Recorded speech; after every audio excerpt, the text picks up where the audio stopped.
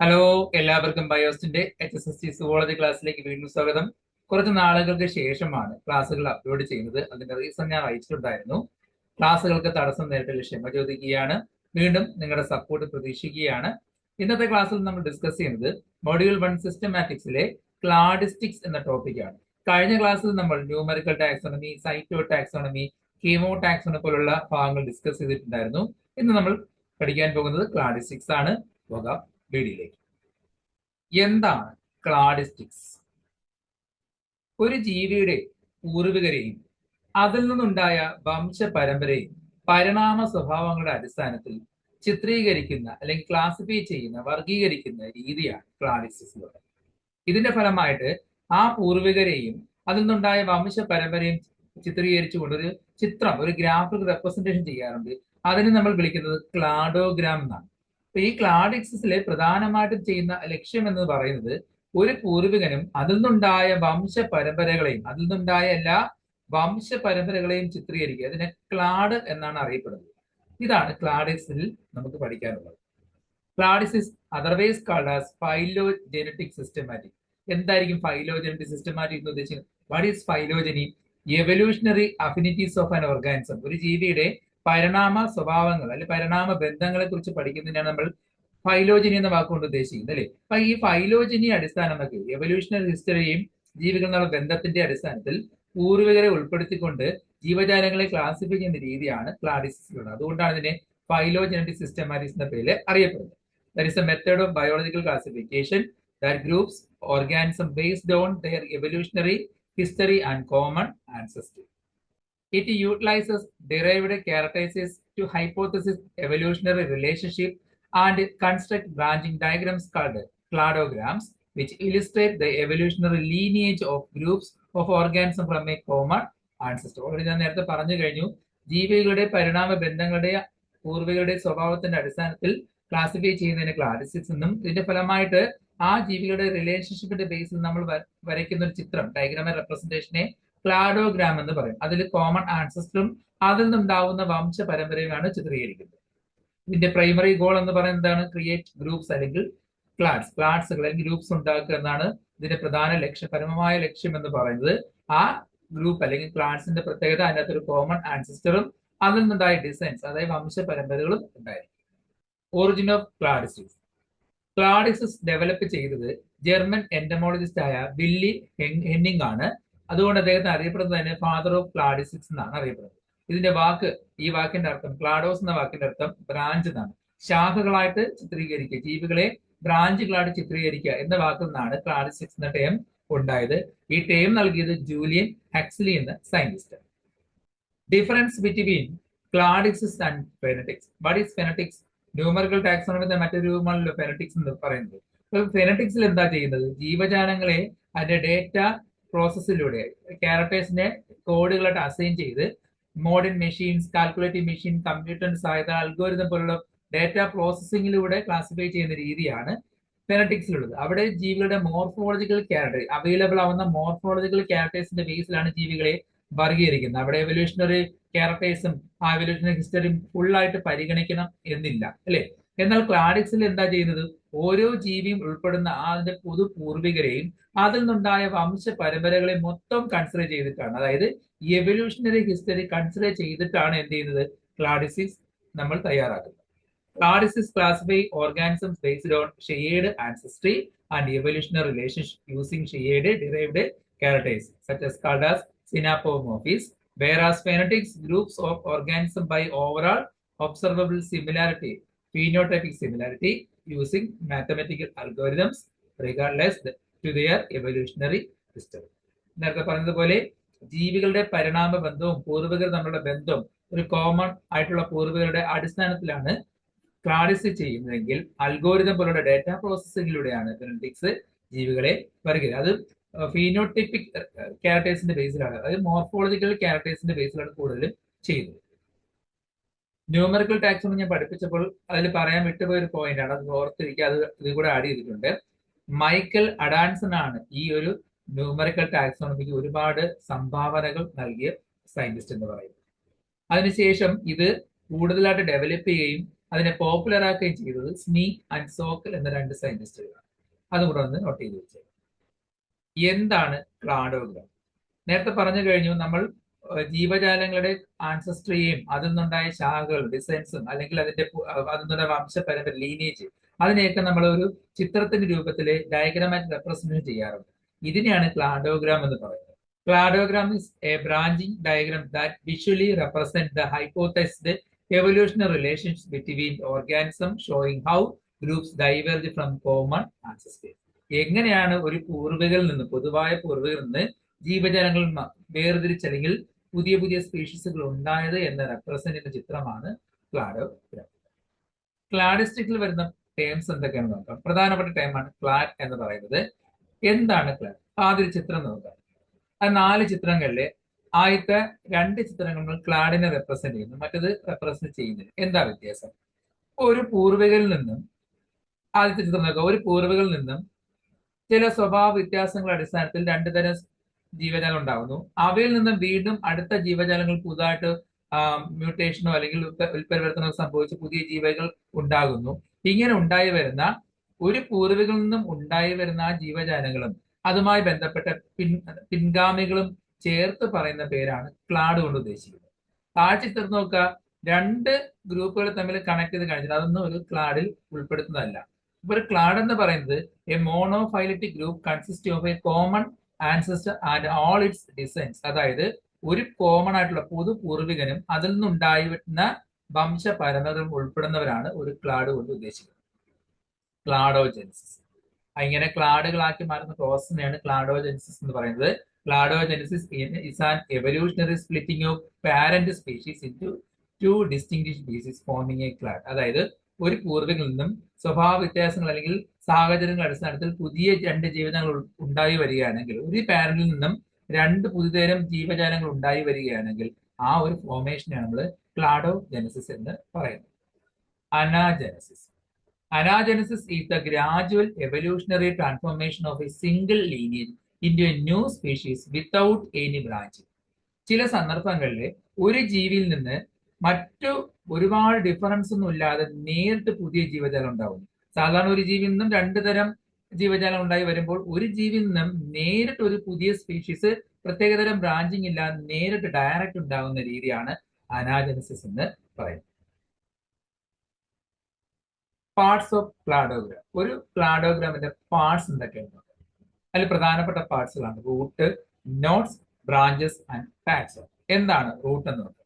Root എന്ന് പറഞ്ഞാൽ ചിത്രം നോക്കുക, റൂട്ട് എന്ന് കൊടുത്തിരിക്കുന്നുണ്ടോ, അവിടെ നിന്നാണ് ആ ഒരു ബ്രാഞ്ചിങ് സ്റ്റാർട്ട് ചെയ്യുന്നത്. അപ്പൊ അത് സ്റ്റാർട്ടിംഗ് പോയിന്റ് ആണ് അല്ലെ. That is a common initial ancestor and is marked as the starting point for the diagram.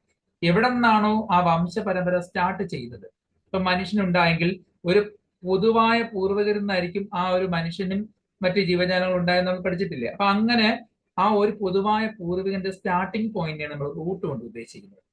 And incoming line represent that the root comes from larger class. അതായത് അതിലേക്ക് വരുന്ന പല ലൈൻസും ഉദ്ദേശിക്കുന്നത് പല പല ക്ലൈഡുകളിൽ നിന്നായിരിക്കും ആ റൂട്ട് സ്റ്റാർട്ട് ചെയ്യുന്നത് എന്നാണ് ഉദ്ദേശിക്കുന്നത്. Notes.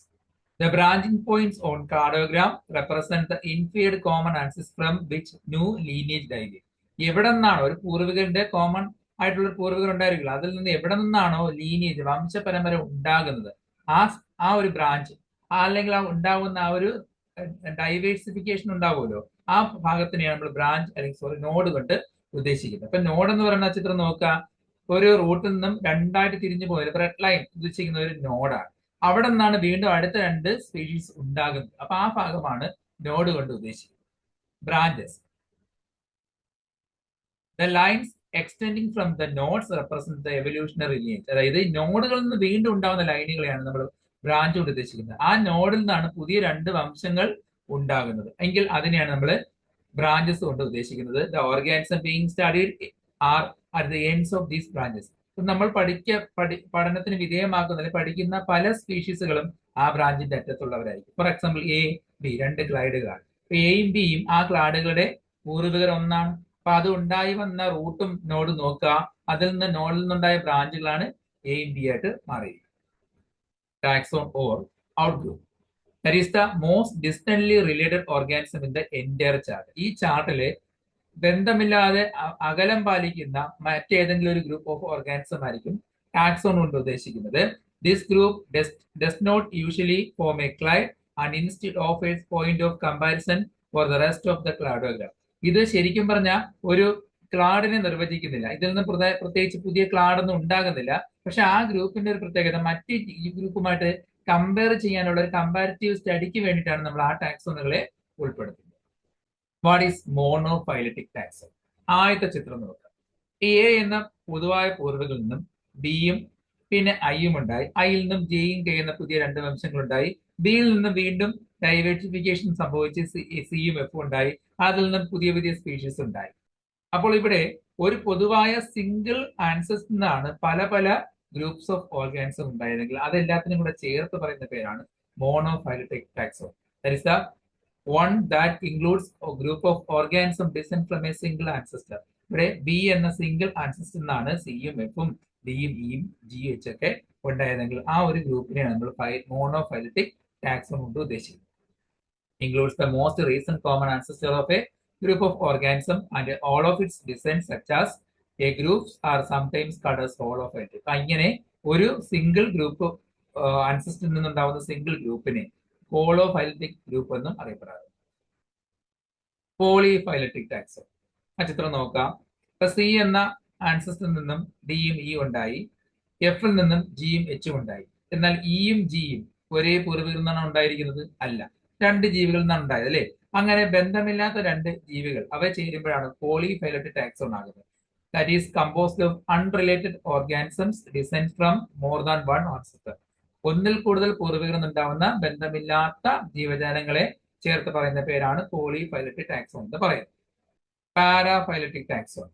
That is the one that includes the most recent common ancestor but not all of its descendants. അതായത് ലാസ്റ്റ് ചിത്രം നോക്കാം.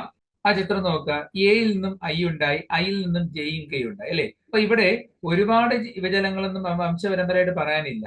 ഒരു വളരെ റീസെന്റ് ആയിട്ടുള്ള ഒരു കോമൺ ആൻസസ്റ്ററിൽ നിന്നും ജീവജാലങ്ങൾ ഉണ്ടായി. അതിന് ഒരുപാട് ഡിസെൻസും ഇല്ല അല്ലെ, വംശപരമ്പരകളും ഇല്ലെങ്കിൽ അത്തരം ഗ്രൂപ്പിനെയാണ് പാരാഫൈലറ്റിക് ടാക്സോൺ എന്ന് പറയുന്നത്.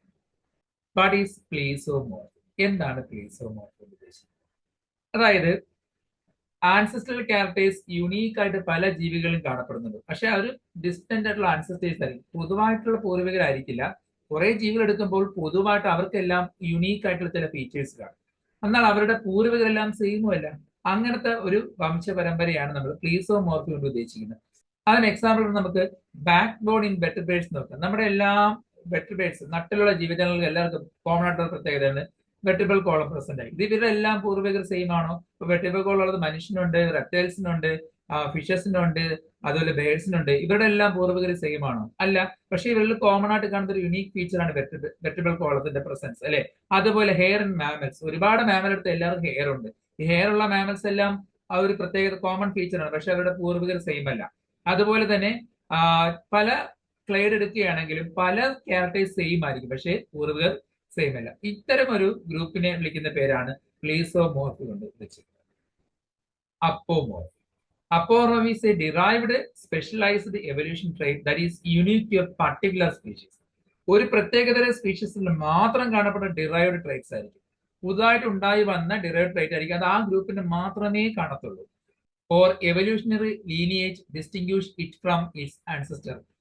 പൂർവികരിൽ നിന്നും കുറച്ച് വ്യത്യാസം കാണിക്കുന്ന ഒരു പുതിയ വംശം, ഇത് ഉൾക്കൊള്ളുന്ന ആ സ്പീഷീസിന് മാത്രം ഉൾക്കൊള്ളുന്ന ക്യാരക്ടേഴ്സ് ഉള്ള ഗ്രൂപ്പാണ് അപ്പോമോർഫി ഉദ്ദേശിക്കുന്നത്. ഇവിടെ നോക്കുക, ലാസ്റ്റ് ഏറ്റവും മുകളിലത്തെ ഒരു നീലയും ഓറഞ്ച് കളറും നോക്കുക.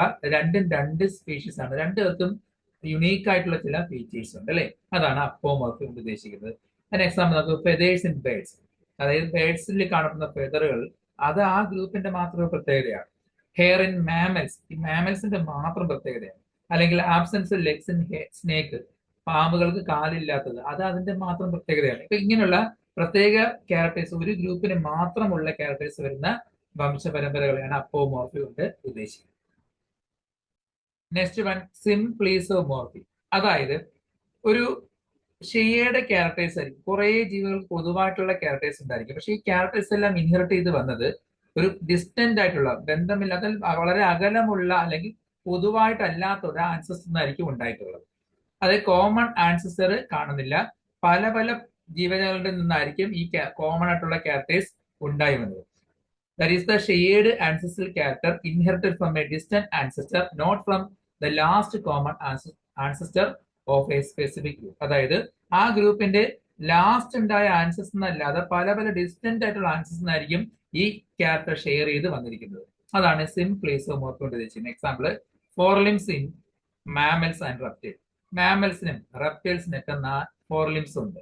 ഈ 4 limbs അവർക്കുള്ള ഒരു ഷെയ്ഡ് ക്യാരക്ടേഴ്സ് ആണ്. പക്ഷേ ഈ മാമൽസിന്റെയും റെപ്റ്റൈൽസിന്റെയും പൂർവികർ സെയിം ആണോ? അല്ല. അപ്പോൾ അങ്ങനെ ഡിസ്റ്റന്റ് ആയിട്ടുള്ള ഒരു ആൻസസ്റ്റിൽ നിന്നാണ് സെയിം ക്യാരക്ടർ ഉണ്ടായിരിക്കുന്നതെങ്കിൽ അതാണ് സിംപ്ലീസോമോർഫി കൊണ്ട് ഉദ്ദേശിക്കുന്നത്. Synapomorphy, that is a shared derived character that defines a clade, meaning it was inherited from a common ancestor and it is not found in more distant relatives. അതായത് shade derived character ആയിരിക്കും, share ചെയ്ത് വരുന്ന എന്നാൽ derive ചെയ്തുണ്ടായ character ആയിരിക്കും. അത് ആ ക്ലാഡിന്റെ മാത്രം പ്രത്യേകതയായിരിക്കും. ഒരു കോമൺ ആയിട്ടുള്ള ആൻസസ് നിന്നും ഉണ്ടായി വന്നതാണ്, എന്നാൽ മറ്റ് ഡിസ്റ്റന്റ് റിലേറ്റീവിൽ ഇത് കാണാൻ കഴിയില്ല. നേരത്തെ പറഞ്ഞ ഫെദേഴ്സ് ഇൻ ബേർഡ്സും ഹെയർ ഇൻ മാമൽസ് ഒക്കെ, അല്ലെങ്കിൽ ജോസ് ഇൻ ഷാർക്കും ഡോഗ്സ് ഒക്കെ എന്നൊക്കെ എക്സാമ്പിൾ ആയിട്ട് പറയാം. ചിത്രങ്ങൾ നോക്കുക. ആദ്യത്തെ സിംപ്ലീസോമോർഫിയില് കണ്ടോ, ആ നീല ക്യാരക്ടർ എല്ലാം ഷെയ്ഡ് ക്യാരക്ടർ ആണ്, പക്ഷെ പൂർവികർ സെയിം അല്ല. രണ്ടാമത്തത് സിനാപ്പോമോർഫിയിലെ ഓറഞ്ച് കളർ ഒരു പ്രത്യേക ഗ്രൂപ്പിന്റെ മാത്രം ക്യാരക്ടേഴ്സ് ആണ്, മറ്റു ഗ്രൂപ്പിൽ ഇല്ലാത്തതാണ് അല്ലെ. അപ്പൊ ഇതാണ് സിംപ്ലീസോമോർഫിയും സിനാപ്പോമോർഫിയും കൊണ്ട് ഉദ്ദേശിക്കുന്നത്.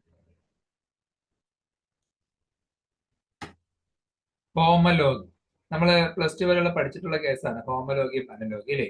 എന്താണ് ഹോമലോഗസ് ഓർഗൻ എന്ന് പറയുന്നത്? സ്ട്രക്ചർ സെയിം ആയിരിക്കും, ഫംഗ്ഷൻ വ്യത്യാസമായിരിക്കും. അതായത് ഇവിടെ ഷെയ്ഡ് ക്യാരക്ടേഴ്സ് ഇൻഹെറിറ്റ് ചെയ്തിരിക്കുന്നത് ഒരു കോമൺ ആൻസിസ്റ്റർ എന്നായിരിക്കും. പൊതുവായ പൂർവികരിൽ നിന്നാണ് ഈ ഒരു ക്യാരക്ടർ ഉണ്ടായി വന്നിരിക്കുന്നത്. അതാണ് ഹോമലോഗി കൊണ്ട് ഉദ്ദേശിച്ചിരിക്കുന്നത്. ഫോർ എക്സാമ്പിൾ, മനുഷ്യരിലും അതുപോലെ ഡിഫറെന്റ് ഓർഗാൻസിൽ കാണുന്ന ആ ഒരു 4 ലിംബിന്റെ സ്ട്രക്ചർ നോക്കുക. അത് കാണുന്നത് ബേഡ്സിലായാലും ബാറ്റിലായാലും ഡോഗിലായാലും മനുഷ്യരിലായാലും ഒക്കെ കാണാൻ കഴിയുന്നതെല്ലാം 4 ലിംബിന്റെ സ്ട്രക്ചർ ആ ഒരു ഏകദേശ സ്ട്രക്ചർ സെയിം ആണ്. സ്ട്രക്ചർ സെയിം ആണ്, പക്ഷെ ഫംഗ്ഷൻ ഓരോന്നിനും വ്യത്യാസമാണ്. 4 ലിംബ് മനുഷ്യൻ എന്തിനാണ് ഉപയോഗിക്കുന്നത്, അല്ലെങ്കിൽ ബാറ്റ് എന്തിനു വേണ്ടി, ബേഡ് എന്തിനു വേണ്ടി ഉപയോഗിക്കുന്നതൊക്കെ അറിയാം അല്ലെ.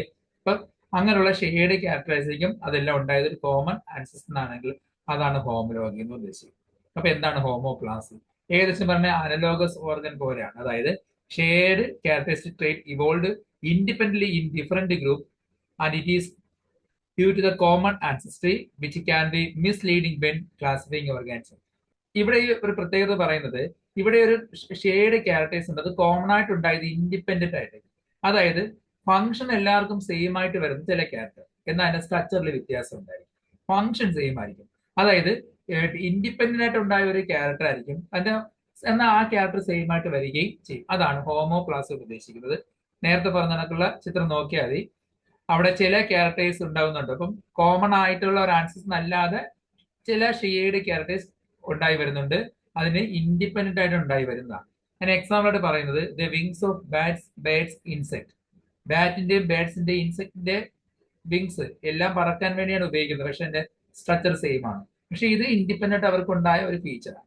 അതുപോലെ ഫിഷസിന്റെ ഗ്രൂപ്പിൽ വരുന്ന ഫിൻസ്, അതുപോലെ ഫ്ലൈറ്റ് ചെയ്യുന്ന മറ്റ് ഓർഗാൻസ് കാണുന്ന കോമൺ ഫീച്ചേഴ്സ് എല്ലാം ഇൻഡിപെൻഡന്റ്ലി ഉണ്ടായ ക്യാരക്ടേഴ്സ് ആണ്, പക്ഷെ ഷെയർ ചെയ്ത് ഒരുമിച്ച് വന്നിരിക്കുകയാണ്. അതാണ് അനലോഗസ് എന്ന് പറയുന്നത്. അനലോഗസ് ഓർഗൻ പോലെ കാണപ്പെടുന്നതാണ് ഹോമോപ്ലാസി. ഇന്നത്തെ ക്ലാസ് മനസ്സിലായെങ്കിൽ ലൈക്ക് ചെയ്യുക, സബ്സ്ക്രൈബ് ചെയ്യുക. അടുത്ത ക്ലാസ്സിൽ സിസ്റ്റമാറ്റിക്സിന്റെ മറ്റു ടോപ്പിക്കുകൾ കാണാം. എല്ലാവർക്കും ശുഭദിനം.